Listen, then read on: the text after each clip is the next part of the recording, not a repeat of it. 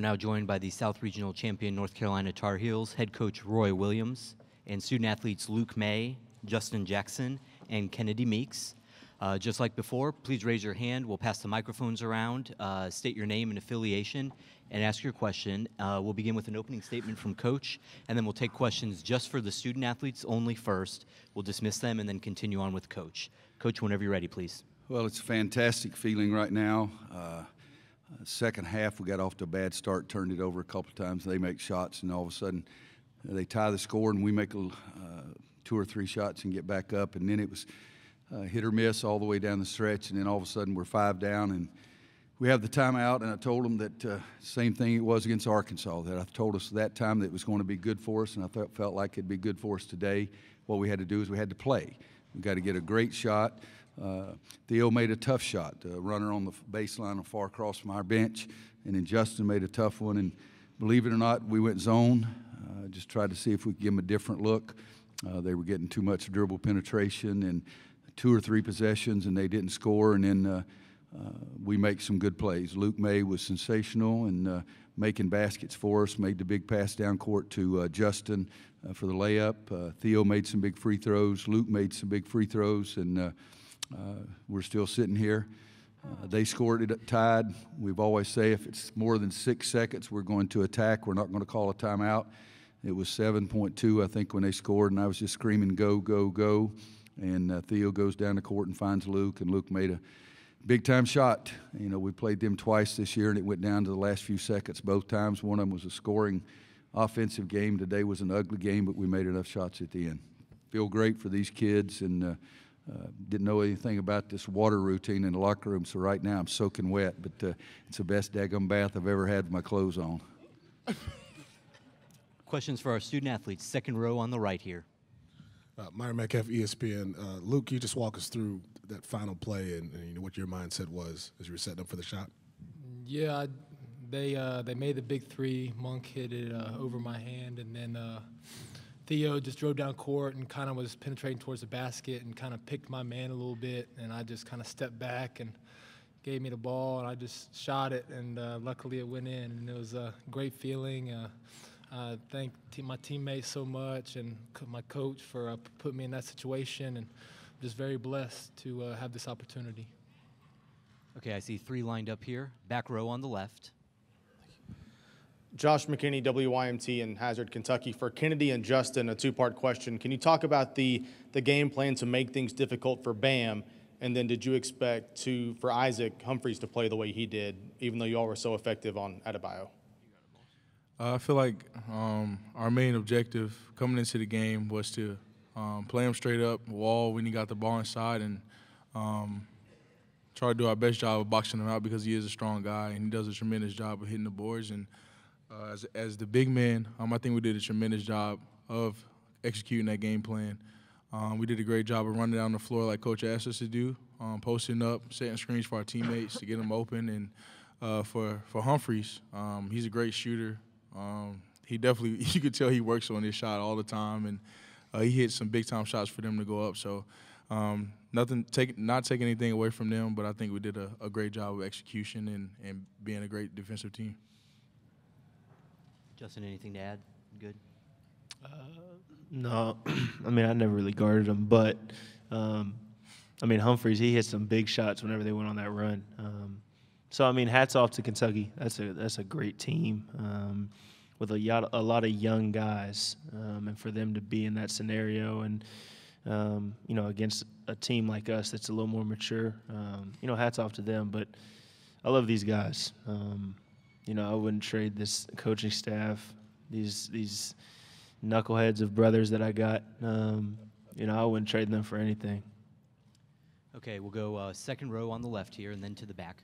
Kiara Luck of Raleigh & Company. Justin, Twitter went on fire when you were talking to Malik. Like, literally everyone's saying they haven't seen you so aggressive.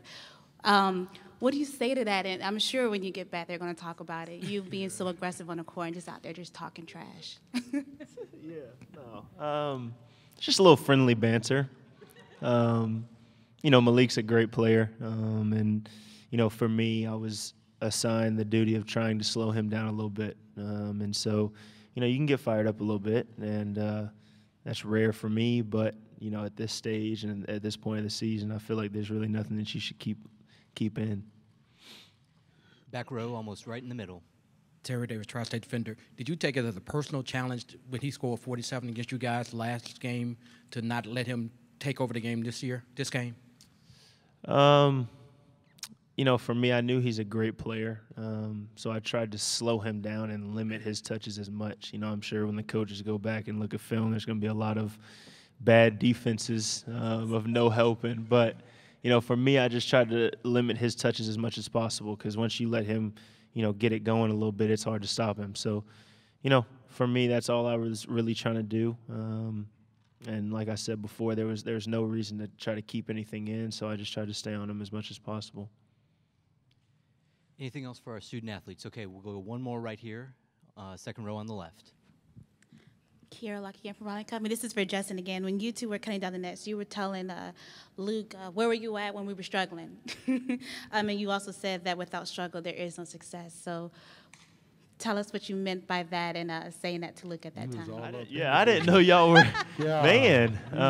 But, yeah, I mean, you know, Luke was in there a whole lot with me over the summer. And, you know, anytime there were some days that we would go in there and felt like we couldn't throw it in the ocean. And we would always say, there's no success without struggle. And, you know, for us, that's what kept us going over the summer. And I think Luke is a testament of that. You know, I don't think Luke has put together 2 games like this all season.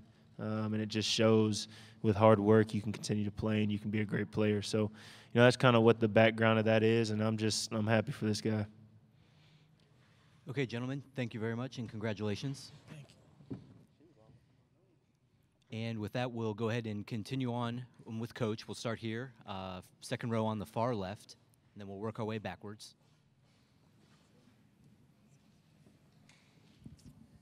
Nancy Armour, USA Today Sports.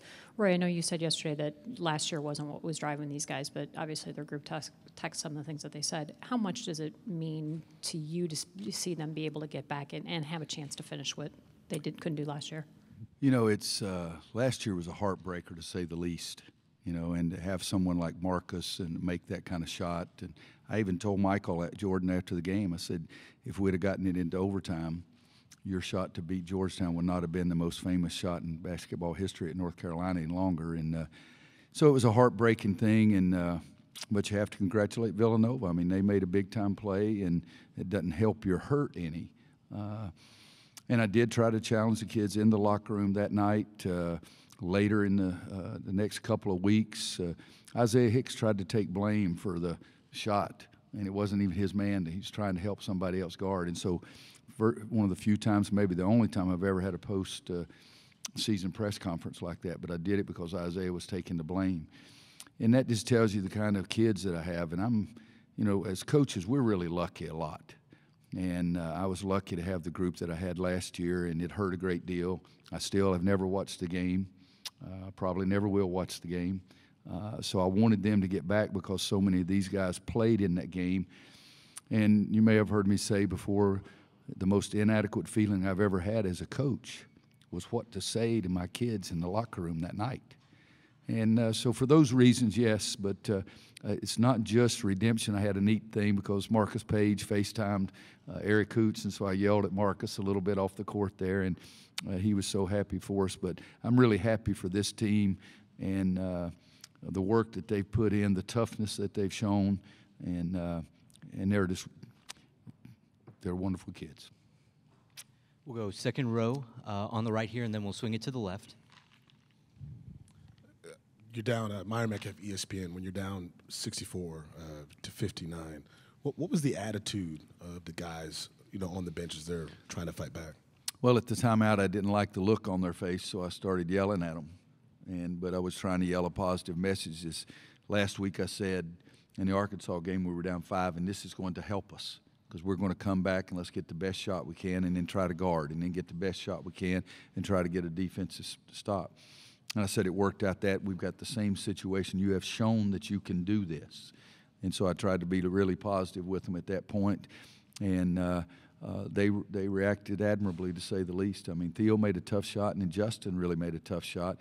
But with that, we got 2 straight stops on the other end, and then Theo goes to the free throw line and makes 2 big free throws. So They made some plays, but at that timeout, I didn't necessarily like the look on their face at that time, no. I see 4 lined up here. We'll go back row on the left. Josh McKinney, WYMT in Hazard, Kentucky. Cal said he felt fortunate that his team was only down 5 going into the locker room with their foul trouble and the limited minutes. Do you think that your team left a lot of points on the board in the first half and that maybe you should have been up more? Yeah, but it doesn't make any difference. It doesn't make any difference. I jumped them a little bit at halftime because I said in a stretch there we took 2 bad shots. We turned it over 3 times and we missed, I forget now, 4 or 5 free throws. And Kentucky's pretty doggone good. So we allowed them to get back in the game closer.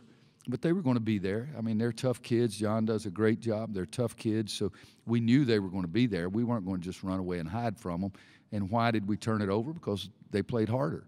Why did we miss shots? Because they were better defensively. And I don't coach John's team by any means, but when he took De'Aaron out and Malik out with the fouls, the people they put in were better defensive players.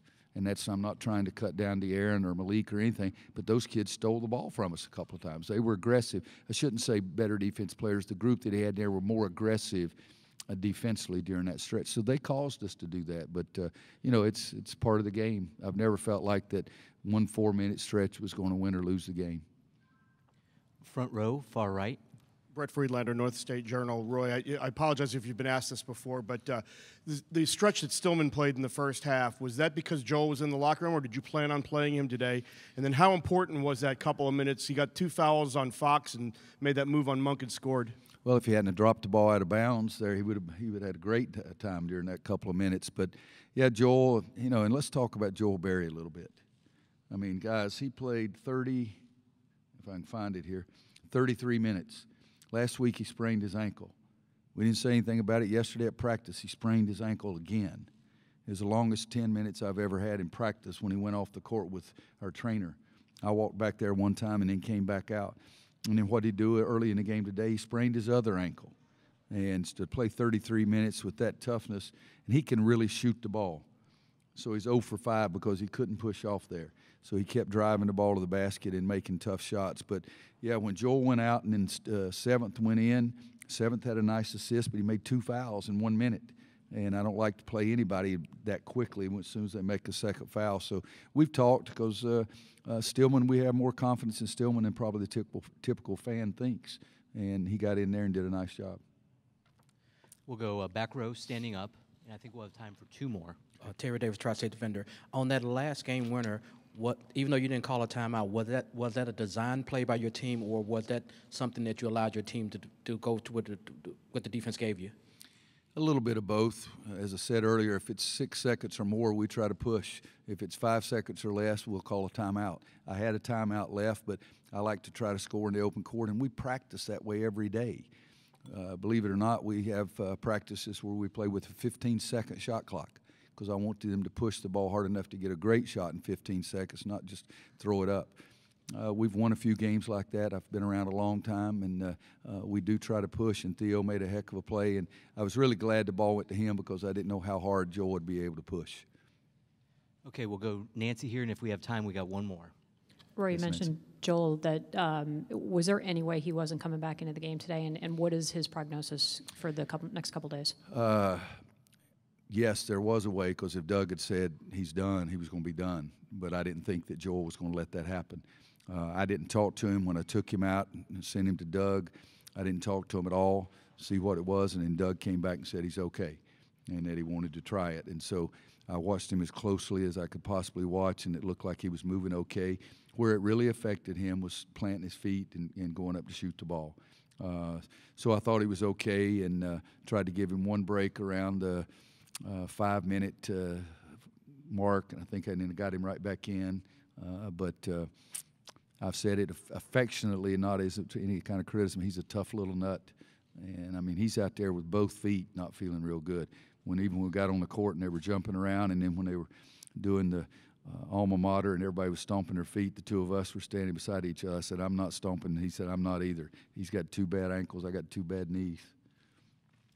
Let's finish up with 1 more on the far right. Hey, Roy, it's Mark Bradley from Atlanta. Has it sunk in that you guys just won a regional on something like the same play you just lost a national championship on last year? One of the kids said something about that, Mark, as we were going to the locker room. But he also said something about Kentucky because Malik made that big three when we played Kentucky in Vegas earlier. And same scenario, you think about this, in the Kentucky game, we missed a free throw. And Malik goes down and makes a big one, and we miss a free throw tonight, and they go down and make another one, but we still have time ourselves to get a shot off. But, yeah, one of the kids said something about it. And, you know, at first I thought he was talking about the national championship game, and then I started thinking I didn't know which one he was talking about, and it was one of those great Southern expressions. Frankly, my dear, I don't give a I didn't care what he was talking about. Coach, thank you very much. Thank you guys very much. Thank you, everybody, very much. And one final announcement. The media room will remain open for 4 more hours, so that will put it at approximately 11:20 p.m. for closing. Thank you very much, everyone.